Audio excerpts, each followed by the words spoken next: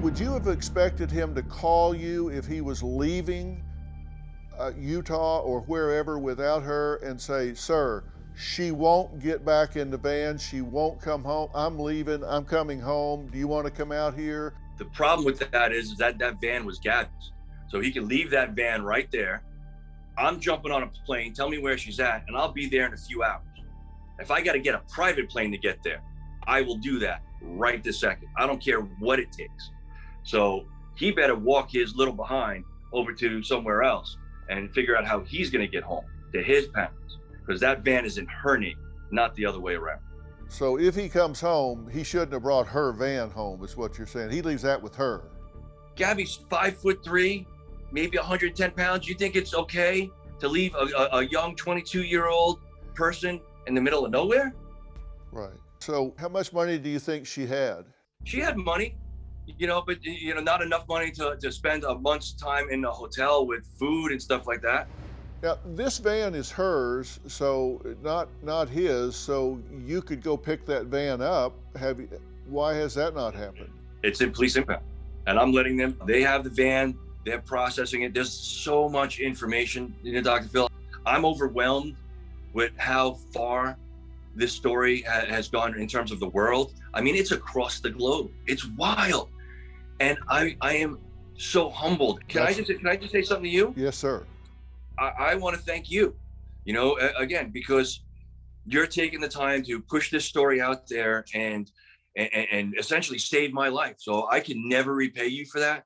But if I ever meet you in person, man, I would like to shake your hand and say thank you so much, because I can't thank you enough. Well, and that's just a fact. Well, I hope we meet when we're celebrating finding her and solving this puzzle. We'll bring her home. We'll bring her home, and she's going to be home safe. That's what I got to go with in my head. Well, until I'm told otherwise, I'm going to be on the floor crying. So I understand, and as a father, I'm praying with you and praying that we find her and she's got some explanation for this.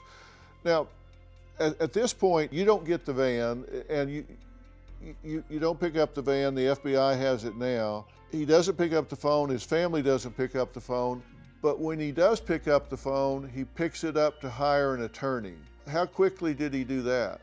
I don't know how fast he did. And that's some of the questions that I have, like, when did you get an attorney? Did your parents aid and abet you in a crime? All this other stuff. What was your reaction when you heard he was refusing to speak to the police? I screamed.